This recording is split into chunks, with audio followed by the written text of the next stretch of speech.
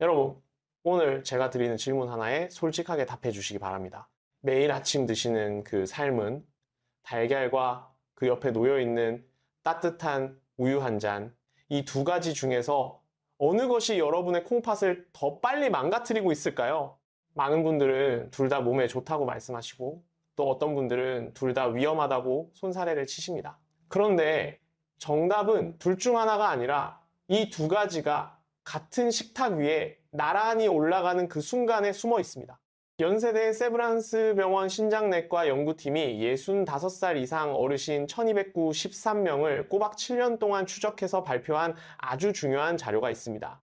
이 자료에 따르면 아침 식탁에서 달걀과 우유를 함께 드시는 습관을 가진 분들의 사구체 여과율이 그렇지 않은 분들보다 무려 2배하고도 3할 가까이 더 빠르게 떨어졌다고 합니다. 쉽게 말씀드리면 우리가 건강을 위해서 보약처럼 챙겨 먹던 그 조합이 사실은 소리 없이 우리 콩팥 필터를 시멘트처럼 굳히고 있었다는 뜻입니다. 이건 정말 안타까운 일입니다. 평생 자식들 키우시느라 허리 한번 제대로 못 펴보신 우리 어머니 아버지 세대가 이제는 건강하시려고 아침마다 정성껏 차리신 그 밥상이 오히려 여러분의 마지막 장기를 위협하고 있다는 사실 말입니다. 제 주변에 울산에서 평생을 살아오신 68 임경자 선생님이라는 분이 계십니다. 이분은 평소에도 걷기 운동을 꾸준히 하시고 동네 반장일까지 맡아보실 정도로 정정하셨던 분입니다. 특히 근육 빠지면 큰일이라는 말을 어디선가 들으셨는지 매일 아침 삶은 달걀 2알과 따뜻한 우유 1컵, 거기에 소금을 살짝 찍으신 노른자까지 마치 보약처럼 소중히 드셔왔습니다. 그런데 어느 날부터인가 양쪽 다리가 저녁만 되면 묵직하게 부어오르고 또 화장실에 가시면 소변에 닦여도 사라지지 않는 거품이 가득 뜨는 것을 보시고는 이게 대체 뭐지 하면서 저희를 찾아오셨습니다. 제가 임경자 선생님의 혈액 검사 결과를 천천히 들여다보니 우리 몸속에 만성 염증 수치라고 부르는 지표가 정상 범위를 훨씬 넘어서 있었고 콩팥의 핵심 여과 장치인 사구체가 무서운 속도로 무너지고 있는 중이었습니다. 선생님은 그 자리에서 눈물을 뚝뚝 흘리셨습니다. 그러면서 이렇게 말씀하시더군요. 자식들한테 짐되기 싫어서 그렇게 조심했는데 결국 내가 잘 먹는다는 그 음식들이 나를 이렇게 만들었구나 하시면서 말입니다. 자, 그렇다면 우리 세대는 이제 달걀을 완전히 끊어야 하는 걸까요? 절대로 그런 말씀이 아닙니다. 오히려 반대입니다. 달걀은 우리 콩팥에 찢어진 여과막을 다시 튼튼하게 보수해주는 최고 등급의 단백질 창고입니다. 다만 무엇과 함께 드시느냐 그리고 어떻게 조리해서 드시느냐 바로 이 두 가지만 바로잡으시면 같은 달걀이 독에서 보약으로 완전히 뒤바뀝니다. 오늘 여러분께서 이 영상 하나만 끝까지 들어주시면 앞으로 평생 투석실 근처에도 가실 일이 없어지실 것이라고 제가 감히 약속드립니다. 우리가 함께 풀어갈 이야기의 순서는 이렇습니다. 먼저 왜 우리 콩팥이 망가져도 아픈 줄 모르는지 그 소리 없는 붕괴의 정체를 알려드리고 그 다음에 달걀과 절대로 같은 밥상에 올라가서는 안 되는 세 가지 최악의 궁합을 짚어드립니다. 그리고 가장 중요한 여러분의 사구체를 다시 숨쉬게 해주는 기적의 두 가지 조합, 거기에 보너스로 하나 더 이렇게 세 가지 구원의 식탁을 명확히 공개하겠습니다. 마지막으로는 오늘 저녁부터 바로 실천하실 수 있도록 3단계 실천 로드맵까지 정리해서 올려드립니다. 그런데 말이죠. 본격적으로 이야기를 시작하기 전에 제가 한 가지 말씀을 짧게 드리고 싶습니다. 왜 지금껏 병원에서는 아무도 여러분께 이런 말씀을 자세히 해드리지 않았을까요? 우리나라 의료 시스템이 예방보다는 이미 생긴 병을 오래오래 관리하는 쪽에 훨씬 더 이익이 맞춰져 있기 때문입니다. 저는 오늘 이 자리에서 그런 시스템의 편에 설 생각이 전혀 없습니다. 평생을 식구들 먹여 살리시느라 본인 건강은 뒷전으로 밀어두셨던 우리 부모님 세대가 남은 인생을 차가운 기계 소리가 가득한 투석실이 아니라 손주들 웃음소리 가득한 거실에서 보내시기를 진심으로 바랄 뿐입니다. 자, 본론으로 들어가기 전에 한 가지만 짚고 넘어가겠습니다. 여러분의 콩팥은 아주 미련할 정도로 착한 장기입니다. 이게 무슨 말씀이냐 하면요. 우리 몸속에서 온갖 노폐물을 걸러주는 정수기 필터 역할을 묵묵히 하면서도 정작 본인이 절반 이상 하얗게 타버릴 때까지도 아프다는 비명 한 번을 안 지른다는 뜻입니다. 심장은 살짝만 이상해도 가슴이 두근거리지 않습니까? 위장은 조금만 상해도 속이 쓰리다고 난리가 나고요. 그런데 콩팥은요, 정말 묵묵합니다. 그래서 우리 세대분들은 대부분이 병이 손 쓸 수 없을 만큼 깊어진 뒤에야 덜컥 겁을 먹고 투석실 문을 두드리시게 됩니다. 성실한 분일수록 오히려 건강에 좋다는 걸 꼬박꼬박 챙겨 드셨던 분일수록 이런 잘못된 궁합의 희생자가 되기 쉽다는 사실이 참 아이러니합니다. 여러분의 양쪽 콩팥 안에는 사구체라고 부르는 아주 미세하고 정교한 핏줄 덩어리가 수백만 개나 뭉쳐져 있습니다. 이 사구체와 그것을 둘러싼 주머니, 그리고 가느다란 관으로 이어지는 하나의 완벽한 혈액 정수기 세트를 의학용어로 네프론이라고 합니다. 우리 몸에는 이 네프론이 대략 200만 개 가까이 존재하는데요. 문제는 우리가 나이 들면서 자연스럽게 그 숫자가 줄어든다는 사실입니다. 60, 70 고개를 넘기시면 젊은 시절에 비해서 필터의 성능이 거의 절반 가까이 떨어지게 됩니다. 여기에 잘못된 식단 조합으로 만성 염증 수치까지 높아지시면 남아있는 필터마저 타버리는 속도가 걷잡을 수 없이 빨라집니다. 이 경보가 울리기 시작하면 독한 염증 물질들이 핏줄을 타고 온몸을 돌다가 가장 약해져 있는 콩팥의 그물망에 끈적하게 달라붙어서 필터를 시멘트처럼 딱딱하게 굳혀버립니다. 이걸 의학에서는 사구체 경화증이라고 부르는데 이 과정이 아무런 통증 없이 소리 소문 없이 진행되는 게 가장 무서운 점입니다. 연세대 세브란스 병원 자료에 따르면 만성 염증 수치가 오래 높게 유지된 분들은 말기 신부전으로 넘어갈 위험이 정상인 대비 2배 하고도 반 이상 치솟는다고 합니다. 이건 남의 이야기가 아닙니다. 바로 지금 이 순간 우리 세대의 어르신들이 매일 아침 식탁에서 마주하고 계신 현실입니다. 자, 그렇다면 우리 콩팥이 지금 위험하다는 신호 어떻게 알아차릴 수 있을까요? 제가 진료실에서 여러분 또래 어르신들께 꼭 확인드리는 4가지가 있습니다. 첫째, 밤에 주무시다가 화장실 가시려고 잠을 깨시는 횟수가 2번을 넘으십니까? 예전에는 푹 주무셨는데 요즘 들어 자꾸 깨신다면 단순한 노화 때문이 아닐 수 있습니다. 사구체 여과율이 절반 이하로 떨어지면 우리 몸이 낮 동안 처리하지 못한 수분을 밤에 몰아서 내보내려고 하거든요. 둘째, 아침에 일어나시면 눈 주위나 얼굴이 퉁퉁 부어 있으신가요? 특히 눈꺼풀 아래가 두꺼워 보이신다면 단백질이 소변으로 새어나가고 있다는 신호입니다. 셋째, 소변에 거품이 유난히 많이 뜨는데 물을 내려도 잘 사라지지 않으신가요? 이게 제일 확실한 신호입니다. 넷째, 발목 부근을 손가락으로 꾹 누르셨을 때 자국이 한참 올라오지 않으시나요? 이 4가지 중에서 2가지 이상 해당되신다면 오늘 이 영상을 꼭 끝까지 들어주셔야 합니다. 그건 우리 콩팥이 여러분께 보내는 마지막 구조 신호일 가능성이 크기 때문입니다. 다행히 걱정하실 필요는 없습니다. 오늘 알려드리는 내용대로만 식탁을 바꿔주시면 충분히 회복하실 수 있는 단계입니다. 아직 늦지 않았습니다. 자, 이제 본격적으로 들어가 보겠습니다. 여러분의 식탁 위에 조용히 숨어있는 3가지 최악의 궁합을 하나씩 지목하겠습니다. 이 3가지만 식탁에서 치우셔도 우리 콩팥이 살아납니다. 솔직히 말씀드리면 제가 이 이야기를 해드릴 때마다 어르신들께서 깜짝 놀라시는 부분이 바로 첫 번째입니다. 왜냐하면 지금부터 말씀드릴 그 음식이 우리 세대에서는 보약이나 다름없는 대접을 받아왔기 때문입니다. 그건 바로 아침 식탁에서 달걀 옆에 늘 함께 놓이는 따뜻한 우유 한 잔입니다. 여러분께서는 아마 의아해 하실 겁니다. 아니, 달걀도 완전 식품이고 우유도 뼈에 좋은 보약인데 이 둘을 같이 먹으면 왜 안 된다는 거냐? 이렇게 생각하실 겁니다. 저도 처음에는 그렇게 배웠고 그렇게 가르쳐 왔습니다. 그런데 우리 세대, 그러니까 60, 70 고개를 넘기신 분들의 몸에서는 이야기가 완전히 달라집니다. 우유 한 컵에는 평균적으로 230mg 정도의 인이라는 성분이 들어있습니다. 그리고 삶은 달걀 한 알에도 대략 90에서 100mg 정도의 인이 포함되어 있습니다. 젊은 시절 여러분의 콩팥은 이 정도 인은 그냥 소변으로 쉬 걸러서 내보냈습니다. 그런데요, 우리 사구체 여과율이 60 아래로 떨어진 몸에서는 상황이 완전히 뒤바뀝니다. 연세대 세브란스 병원 신장내과에서 발표한 장기 추적 자료를 보면 노화로 사구체 기능이 낮아진 경우 인 성분을 밖으로 내보내는 능력이 평균 절반 이상 떨어진다고 합니다.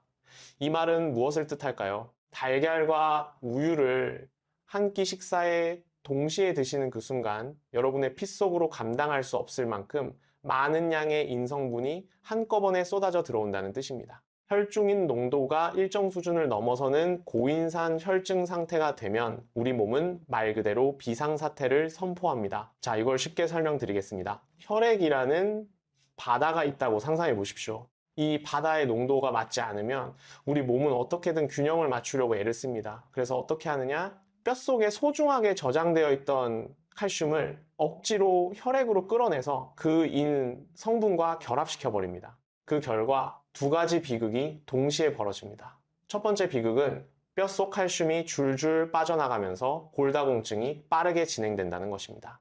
우리 세대 여성분들께서 60만 넘기시면 계단에서 살짝 헛디디시기만 해도 고관절이 툭 부러지시는 이유가 바로 여기에 있습니다. 두 번째 비극은 더 무섭습니다. 혈액 속에서 칼슘과 인이 만나서 만들어진 결합체가 혈관벽에 돌처럼 달라붙기 시작한다는 점입니다. 이걸 혈관 석회화라고 부릅니다. 콩팥은 그 자체가 하나의 거대한 핏줄 덩어리인데 이 미세한 혈관 속에서 돌덩이가 만들어지면 어떻게 되겠습니까? 사구체가 그 자리에서 갈기갈기 찢어지고 영영 회복될 수 없는 만성 신부전 단계로 빠져버리게 됩니다. 정말 기가 막힌 일이죠. 뼈 튼튼하게 하시려고 드신 우유 한 잔이 우리 콩팥 혈관을 시멘트처럼 막아버리는 결과를 낳는다니 말입니다. 여러분 여기서 잠깐 숨 좀 고르셔도 됩니다. 너무 무서운 이야기만 연달아 들으시면 또 걱정이 앞서실 테니까요. 지금 이 영상을 보시고 계신 여러분 중에 혹시 아침에 달걀과 우유를 함께 드셔오신 분이 계신다면 오늘 저녁 식탁부터 이 두 가지를 분리해 주시기만 하면 됩니다. 완전히 우유를 끊으시라는 말씀이 아닙니다. 우유는 우유대로 점심 무렵에 그것도 따뜻하게 데워서 다른 고단백 식품과 분리해서 드시면 큰 문제가 없습니다. 어떤 분들은 우유 대신에 두유를 선택하시기도 하는데 두유도인 함량이 제법 있으니까 드실 때는 콩으로 만든 따뜻한 스프 정도로 가볍게 드시는 걸 권해드립니다. 우리가 기억해야 할 핵심은 바로 이겁니다. 달걀을 드실 때는 적어도 그 끼니에서는 다른 고인산 식품을 나란히 놓지 마시라는 것. 이 원칙 하나만 지켜주셔도 여러분의 콩팥은 한숨을 돌리게 됩니다. 자, 이제 두 번째로 조심하셔야 할 최악의 궁합을 말씀드리겠습니다. 이번에는 달걀을 드실 때 많은 분들이 아무 의심 없이 곁들이시는 그 무엇인가를 지목하겠습니다. 그건 바로 달걀에 톡톡 찍어 드시는 짭짤한 간장 몇 방울 그리고 맛소금 한 꼬집입니다. 잠깐 이 말씀을 드리기 전에 제가 솔직한 고백을 하나 해야겠습니다. 저희 어머니께서도 평생 이 습관을 가지고 계셨습니다. 아침마다 달걀 프라이를 부치시면서 그 하얀 흰자 위에 맛소금을 살살 뿌리시고 노른자가 살짝 터지면 간장을 한두 방울 떨어뜨리시던 그 모습이 제 어린 시절 기억입니다. 그게 얼마나 정겹고 따뜻한 풍경이었는지 모릅니다. 그런데요, 우리 어머니 연세가 60 중반을 넘기시면서 제가 이 습관이 얼마나 무서운 결과를 가져오는지 깨닫게 되었습니다. 어머니 혈압이 조용히 올라가고 계셨고 소변에 단백질이 새어나오기 시작했던 겁니다. 저도 그때 정말 많이 후회했습니다. 왜 더 일찍 알려드리지 못했을까 하고 말입니다. 우리가 기억해야 할 의학의 기본 원리가 하나 있습니다. 고단백질과 고농도의 나트륨이 한꺼번에 같은 끼니에서 몸속으로 들어오는 것은 콩팥의 미세 혈관에 엄청난 물리적 타격을 가하는 일이라는 사실입니다. 세계보건기구 자료에 따르면 하루 5g 이상의 나트륨을 꾸준히 섭취하시는 분들은 사구체 섬유화가 정상인보다 평균 1.9배 빠르게 진행된다고 합니다. 우리 몸의 사구체는 삼투압이라는 아주 섬세한 압력 조절 장치로 혈액 속 찌꺼기를 걸러냅니다. 그런데 소금을 많이 드시면 어떻게 될까요? 혈액 속 나트륨 농도가 올라가면서 혈관 밖에 있던 수분이 억지로 피 속으로 끌려 들어옵니다. 갑자기 피 속에 물이 늘어나면서 혈관 내부 압력이 순식간에 치솟는다는 뜻입니다. 사구체는 워낙 얇고 섬세한 조직이라서 이 압력을 오래 버티지 못합니다. 마치 수압이 너무 세서 터지기 직전인 오래된 고무호스 같은 상태가 됩니다. 팽팽하게 부풀어 오른 사구체의 모세혈관은 결국 그 엄청난 압력을 견디지 못하고 미세한 상처를 내며 찢어지기 시작합니다. 그 찢어진 틈 사이로 절대 밖으로 빠져나가서는 안 되는 소중한 단백질이 소변으로 줄줄 새어나오는 단백뇨 현상이 심해지는 겁니다. 짭짤하게 간이 된 달걀 프라이는 더 이상 영양식이 아니라 우리 콩팥의 섬세한 여과망을 갈기갈기 찢어버리는 무서운 압력 폭탄이 됩니다. 여기서 잠깐 우리 세대가 놓치기 쉬운 사실 하나를 짚고 가겠습니다. 소금은 단순히 식탁 위에 있는 하얀 가루만이 아닙니다. 우리가 평소에 즐겨 드시는 장조림, 짠김치, 된장찌개, 라면 국물, 젓갈류 이 모든 것에 나트륨이 숨어 있습니다. 특히 달걀 장조림이라고 해서 간장과 설탕을 넣고 졸여 드시는 분들이 많은데 이건 그야말로 콩팥에 이중 타격을 가하는 요리법입니다. 그래서 제가 드리는 부탁은 달걀을 드실 때만큼은 절대로 소금이나 간장을 곁들이지 마시라는 것입니다. 삶은 달걀은 그냥 담백한 맛 그대로 드시고 혹시 뭔가 곁들이고 싶으시다면 신선한 오이 한 조각이나 방울토마토 한 알 정도를 같이 드시는 게 좋습니다. 처음에는 심심하다고 느끼실 수 있지만 한 일주일만 지나시면 오히려 단맛이 도는 진짜 달걀의 풍미를 새롭게 발견하시게 될 겁니다. 자, 이제 세 번째로 가장 의외의 최악궁합을 공개하겠습니다. 이건 정말 많은 분들이 놀라실 겁니다. 왜냐면 우리 세대에서는 이 습관을 아주 건강한 습관으로 배워왔기 때문입니다. 그건 바로 식사를 마치신 직후에 입가심으로 한 잔 드시는 진한 녹차 또는 뜨겁게 우린 보리차입니다. 아니 선생님, 녹차가 얼마나 몸에 좋은데요? 이런 항의가 여기저기서 들리는 것 같습니다. 물론 녹차 자체는 뭐 훌륭한 음료입니다. 하지만 문제는 타이밍입니다. 달걀을 드시고 나서 곧바로, 그러니까 음식이 위장에 도착한 지 30분도 안 된 시점에 진한 차 한 잔을 드시면 이건 콩팥을 서서히 질식시키는 치명적인 실수가 됩니다.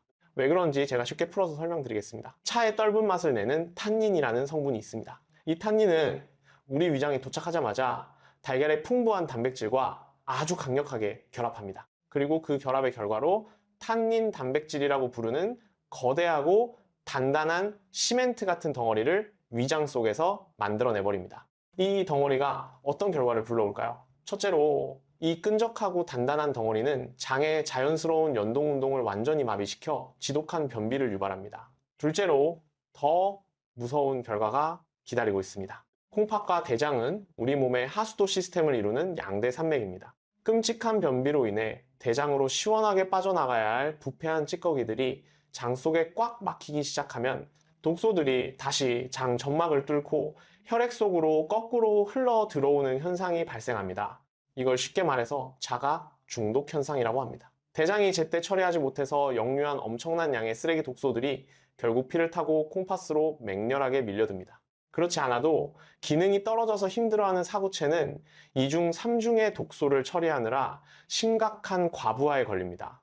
연세 ES에브란스 병원 소화기 내과에서 발표한 공동 연구 자료를 보면 식후 30분 이내에 진한 차를 드시는 습관을 가진 60대 이상 어르신들에게서 변비 유병률이 약 73%에 달한다고 합니다. 게다가 그중 상당수가 만성신장질환 초기 단계에 있었다고 합니다. 그렇다면 식사 후에는 무엇을 드시는 게 좋을까요? 제가 권해드리는 방법은 아주 간단합니다. 식사를 마치신 뒤 정확히 30분 이상 기다리셨다가 그때 체온과 비슷한 미지근한 맹물 한 컵을 천천히 나누어 드시는 겁니다. 혹시 입이 심심하시면 그 물에 레몬 한 조각만 살짝 넣으셔도 좋습니다. 이게 왜 좋으냐 하면 미지근한 물은 탄닌처럼 단백질과 결합하는 성질이 전혀 없으면서도 식사 과정에서 생긴 미세한 노폐물을 콩팥 쪽으로 가볍게 실어보내주는 역할을 하기 때문입니다. 차를 꼭 드시고 싶으시다면 식사 후 2시간 정도는 여유를 두고 드시는 것을 권해드립니다. 그 시간쯤 되면 단백질이 어느 정도 소화가 진행되어서 탄닌과의 결합이 훨씬 덜 일어납니다. 이렇게 세 가지 최악의 궁합을 말씀드렸습니다. 달걀의 우유, 달걀에 소금과 간장, 달걀 후에 진한 차. 이 세 가지가 지난 수십 년 동안 우리 세대의 식탁 위에서 조용히 우리 콩팥을 무너뜨려 온 주범들입니다. 잠시 정리를 좀 해보겠습니다. 첫째, 달걀과 우유의 조합은 인과잉으로 뼛속 칼슘이 빠져나가고 혈관이 돌처럼 굳는 석회화를 유발합니다. 둘째, 달걀과 소금의 조합은 사구체 내부 혈압을 치솟게 만들어 단백뇨를 악화시킵니다. 셋째, 달걀 후의 진한 차는 장내 독소를 역류시켜 콩팥의 2중, 3중의 부담을 안깁니다. 이 세 가지를 오늘 저녁 식탁부터 치워주시기만 해도 여러분의 콩팥은 벌써 한숨을 크게 돌리실 수 있습니다. 그런데 말이죠, 이게 전부가 아닙니다. 제가 지금부터 말씀드릴 네 번째 주의사항은 앞서 말씀드린 세 가지 궁합 못지않게 중요한 이야기입니다. 바로 달걀을 어떻게 조리해서 드시느냐 하는 문제입니다. 많은 분들이 아침에 시간이 부족하다는 이유로 프라이팬을 가스레인지에 탁 올리시고 식용유를 듬뿍 두르신 뒤 센 불에서 달걀을 빠르게 튀기듯이 구워 드십니다. 혹은 기름에 바짝 튀겨서 바삭한 계란 프라이를 만드시기도 하죠. 그런데 의학적인 관점에서 보면 달걀을 섭씨 150도가 넘는 뜨거운 기름 위에서 조리하는 행위는 우리 콩팥에 치명적인 독성 물질을 스스로 만들어내는 것과 똑같습니다. 이 말씀을 드릴 때마다 어르신들께서는 깜짝 놀라시면서 이렇게 여쭤보십니다. 아니 선생님, 기름에 튀겨야 고소하고 맛있지 않습니까? 하시면서요. 맞습니다. 그 고소한 맛 저도 정말 좋아합니다. 하지만 그 고소함 뒤에 숨어있는 진실을 오늘만큼은 꼭 아셔야 합니다. 달걀 노른자의 콜레스테롤 성분은 그 자체로는 뇌 신경세포와 호르몬 합성에 꼭 필요한 유익한 물질입니다. 그런데 이 콜레스테롤이 고온의 열과 식물성 기름을 동시에 만나는 순간 옥시스테롤이라고 부르는 아주 무서운 산화물질로 변질되어 버립니다. 쉽게 말씀드리면 산소에 찌든 상한 기름 조각이라고 생각하시면 됩니다.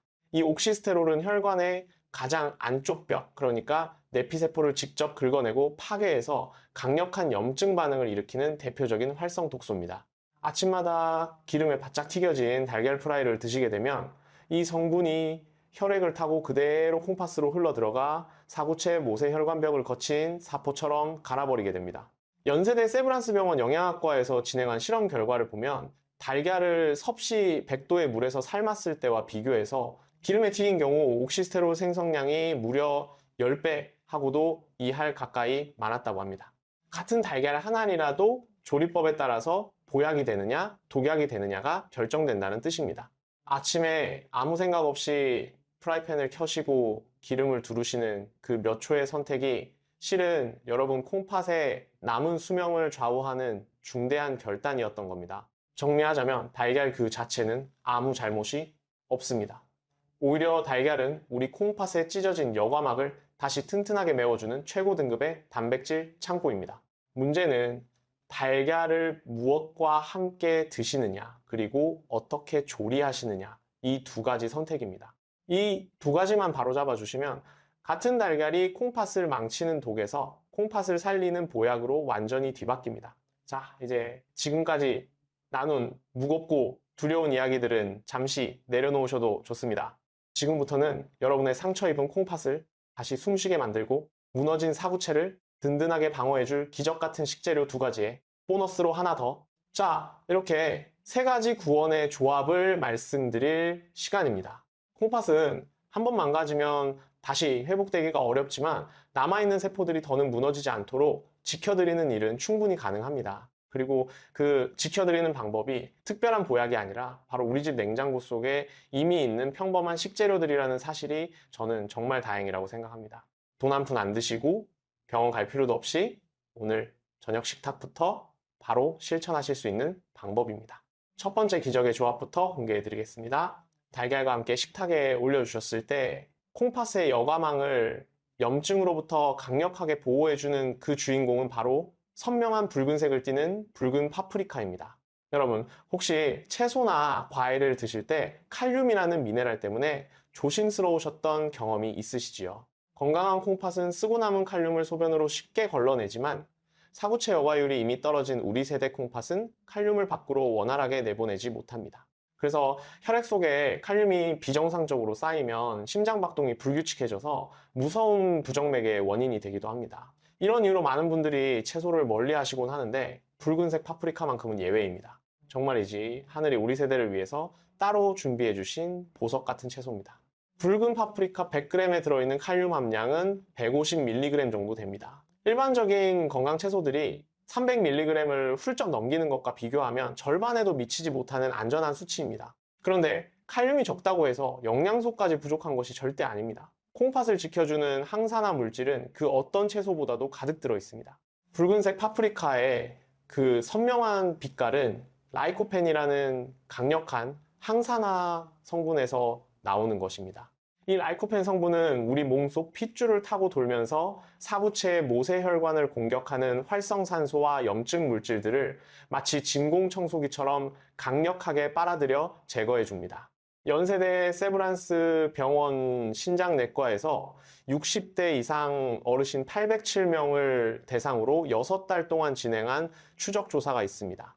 이 조사에서 붉은 파프리카를 주 4번 이상 꾸준히 드신 분들은 사구체 여과막이 찢어져서 소변으로 단백질이 새어나가는 현상이 눈에 띄게 줄어들었다고 합니다.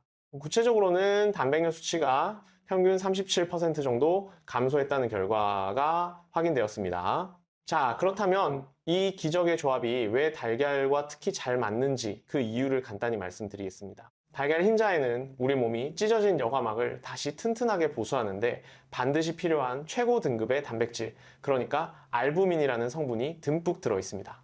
달걀의 단백질이 사구체에 벌어진 작은 틈을 메워주는 벽돌 역할을 한다면 파프리카의 라이코펜은 그 벽돌이 다시 염증의 공격을 받아 부서지지 않도록 겉면을 단단하게 코팅해주는 철갑 방어막 역할을 합니다. 이 두 가지가 한 접시에서 만나면 콩팥을 괴롭히던 염증의 불씨는 진압되고 상처 입은 세포들은 다시 건강한 탄력을 회복할 수 있는 최적의 환경을 맞이하게 됩니다. 쉽게 비유하자면 흙벽을 새로 바르고 그 위에 방수 페인트를 칠해주는 것과 비슷합니다. 어떻게 드시면 좋을까요? 저는 이렇게 권해드립니다. 라이코펜은 지용성이기 때문에 기름에 살짝 볶아야 흡수가 잘 됩니다. 그런데 아까 말씀드렸듯이 달걀을 기름에 튀기는 건 절대 안 됩니다. 그래서 저는 순서를 바꾸는 방법을 알려드립니다. 먼저 프라이팬에 올리브유를 아주 살짝, 그러니까 티스푼 하나도 안 될 만큼만 두르십시오. 그리고 거기에 잘게 썬 붉은 파프리카를 넣고 2분 정도만 가볍게 볶아서 라이코펜을 충분히 우려내 주십시오. 그 다음에 불을 최대한 약하게 줄이시고 미리 삶아 두신 반숙 달걀을 넣으시거나 아니면 달걀 물을 풀어서 부드러운 스크램블 형태로 만들어 드시면 됩니다. 이렇게 하면 달걀은 고온의 기름에 직접 닿지 않아서 옥시스테롤도 생기지 않고 파프리카의 라이코펜은 충분히 흡수할 수 있는 완벽한 조합이 완성됩니다. 저는 이 요리를 어르신들께 권해드린 뒤 일주일만 지나면 많은 분들께서 이렇게 말씀해 주십니다. 선생님, 이상하게 아침에 몸이 가볍고 소변 거품도 조금 줄어든 것 같아요. 하고 말입니다. 물론 일주일 만에 극적인 변화가 생기는 건 아닙니다. 하지만 우리 몸이 옳은 방향으로 조금씩 움직이고 있다는 그 작은 신호들을 느끼시는 것만으로도 실천하실 용기와 희망이 생기신다는 점이 중요합니다. 두 번째 기적의 조합으로 넘어가 보겠습니다. 우리 부엌에서 거의 매일같이 볼 수 있는 아주 흔하고 친근한 재료입니다. 바로 양파와 부추입니다. 네, 먼저 기억하실 점이 있습니다. 고혈압은 당뇨와 더불어 콩팥 기능을 가장 빨리 무너뜨리는 최악의 적입니다. 콩팥은 그 자체가 거대한 핏줄 덩어리이기 때문에 혈압이 높아지면 사구체의 얇고 예민한 모세혈관들이 그 압력을 견디지 못하고 이곳저곳에서 터지기 시작합니다. 이때 양파와 부추에 풍부하게 들어있는 케르세틴이라는 성분이 기가 막힌 역할을 합니다. 케르세틴은 강력한 항산화 성분이면서 동시에 굳어가는 콩팥 혈관을 다시 부드럽게 풀어주는 천연혈관 확장제 역할을 수행합니다. 어떻게 그런 일을 하느냐고요? 의학적으로 설명드리면 케르세틴 성분은 혈관 내피세포에 직접 작용해서 산화질소라는 물질의 분비를 촉진시킵니다. 산화질소가 분비되면 좁아지고 경직되어 있던 핏줄이 부드럽게 넓어지고 콩팥 내부에 높았던 혈압이 안정적으로 떨어지게 됩니다. 핏줄이 넓어지면 수백만 개의 사구체가 비로소 압박감에서 벗어나서 편안하게 숨을 쉬며 본래의 여과 기능을 되찾을 수 있게 됩니다. 마치 꽉 막혀있던 고속도로가 뻥 뚫리면서 신선한 산소와 영양분이 콩팥 구석구석까지 원활하게 배달되는 것과 똑같은 이치입니다. 미국 하버드 의과대학 공중보건학과에서 발표한 한 연구 자료를 보면 케르세틴을 꾸준히 섭취한 그룹은 그렇지 않은 그룹에 비해 수축기 혈압이 평균 7.4mm 수은주 정도 낮아졌다고 합니다. 이게 왜 중요한 숫자냐 하면 우리 세대에서 혈압이 이 정도만 낮아져도 신장질환으로 진행될 위험이 거의 3할 가까이 줄어든다는 뜻이기 때문입니다. 작지만 정말 의미 있는 수치입니다. 달걀과 양파 그리고 부추의 조합이 더욱 놀라운 이유는 영양 흡수율 때문입니다. 케르세틴은 기름에 녹는 성질을 가지고 있는데 달걀 노른자 속에 들어있는 건강한 지방 성분과 만났을 때 우리 혈액으로 흡수되는 비율이 폭발적으로 증가합니다. 달걀물에 다진 양파와 송송 썬 부추를 섞어서 부드럽게 익히시는 그 아주 평범한 집밥 메뉴가 사실은 여러분의 콩팥 혈관을 살리는 가장 과학적인 처방전이었던 셈입니다. 우리 어머니 그리고 할머니 세대부터 내려오는 지혜가 왜 지금 와서 다시 주목받는지 그 이유가 바로 여기에 있습니다. 예전 우리 세대가 가난하고 재료가 귀했던 시절에 양파와 부추를 듬뿍 넣고 달걀 한두 알로 온 가족의 아침을 차려주시던 그 손길이 실은 온 가족의 콩팥을 지켜주는 지혜로운 손길이었던 겁니다. 어떻게 해서 드시면 좋을까요? 가장 쉽게는 양파와 부추를 잘게 썰어서 달걀 두 알을 풀어둔 그릇에 함께 넣고 잘 섞어 주십시오. 그리고 프라이팬을 약한 불로 미리 달군 뒤에 기름을 아주 조금만 두르고 달걀물을 부어서 천천히 휘저으며 부드러운 스크램블로 익혀 드시면 됩니다. 센 불로 후다닥 볶으시면 안 됩니다. 약한 불, 짧은 시간, 부드러운 촉감 이 세 가지를 기억해 주십시오. 혹시 양파의 매운맛이 부담스러우시다면 양파를 먼저 물에 5분 정도 담가 두시거나 전자레인지에서 2, 30초 정도 돌리시면 매운맛이 많이 부드러워집니다. 또 한 가지 꿀팁을 말씀드리면 양파는 갈색 껍질 바로 안쪽에 케르세틴이 가장 많이 들어있습니다. 그러니까 손질하실 때 겉껍질 바로 안쪽에 연한 갈색 부분을 지나치게 많이 벗겨내지 마시고 살짝만 다듬어 주세요. 지금까지 두 가지 기적의 조합을 말씀드렸습니다. 달걀에 붉은 파프리카, 그리고 달걀에 양파와 부추. 이 두 가지는 오늘부터 바로 여러분의 아침 식탁의 주인공이 되실 겁니다. 그런데 여기에 한 가지만 더 덧붙이시면 그야말로 완벽한 콩팥 식단이 완성됩니다. 그 마지막 퍼즐 조각이 무엇인지 바로 이어서 보너스로 말씀드리겠습니다. 이 보너스 한 가지만 추가하시면 앞서 들으신 두 가지 조합의 효과가 배가 되고 여러분의 콩팥은 정말로 한 번 더 젊어질 수 있는 기회를 얻게 됩니다. 자, 기다리셨죠? 마지막 세 번째 보너스 식재료를 공개합니다. 달걀의 단백질을 온전히 흡수하게 해주면서도 콩팥의 부담을 극적으로 덜어주는 이 완벽한 짝꿍은 놀랍게도 식후에 드시는 사과 반 알입니다. 과일을 드실 때마다 칼륨 걱정으로 마음 편치 않으셨던 분들께 사과는 가장 안전한 선택 중 하나입니다. 사과에는 펙틴이라는 수용성 섬유가 아주 풍부하게 들어있습니다. 우리가 식사하고 소화가 진행될 때 장 안에서는 필연적으로 요독증을 유발하는 독소들이 생겨납니다. 특히 콩팥 기능이 약해진 우리 세대 몸에서는 이 독소들이 혈액으로 흡수되어 사구체를 공격합니다. 그런데 사과 껍질에 듬뿍 들어있는 펙틴은 장 속으로 들어가는 순간 강력한 자석이나 진공청소기처럼 변합니다. 장벽을 따라 흐르면서 혈액으로 침투하려는 독소들을 단단하게 붙잡아서 대변을 통해 몸 밖으로 시원하게 내보내줍니다. 콩팥으로 향하던 독성 물질이 대장에서 미리 차단되니까 사구체는 불필요한 과부하에서 해방됩니다. 드시는 방법은 정말 간단합니다. 식사 후 한두 시간쯤 지나서 사과 반알을 껍질째 얇게 썰어 천천히 씹어 드시면 됩니다. 껍질을 절대 벗기지 마십시오. 펙틴의 대부분이 껍질 바로 안쪽에 몰려있기 때문입니다. 농약이 걱정되시면 베이킹소다 푼물에 5분만 담가 두었다가 깨끗이 헹궈 주시면 됩니다. 자, 이제 조리법의 황금 규칙을 딱 한 가지만 기억해 주십시오.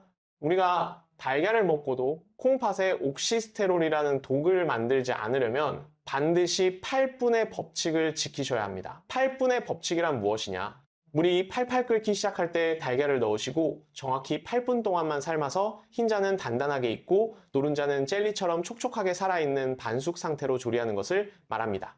이 방식으로 조리하시면 기름에서 만들어지는 그 무서운 옥시스테롤이 원천적으로 생기지 않습니다. 연세대 세브란스 병원 식품영양학과의 실험 자료를 보면 이렇게 8분간 삶은 반숙 달걀의 알부민 단백질 흡수율이 무려 98.7%에 이른다고 합니다. 반면에 기름에 튀기거나 혹은 너무 오래 삶아서 노른자가 푸르스름해진 완숙 달걀은 흡수율이 80% 아래로 뚝 떨어집니다. 같은 달걀이라도 조리 방법 하나로 이렇게 차이가 납니다. 내일 아침부터 프라이팬 대신 작은 냄비에 물을 올려주십시오. 그 작은 변화 하나가 여러분의 콩팥을 지켜드립니다. 지금까지 함께 나눈 이야기를 이제 3단계의 명확한 실천 강령으로 정리해 드리겠습니다.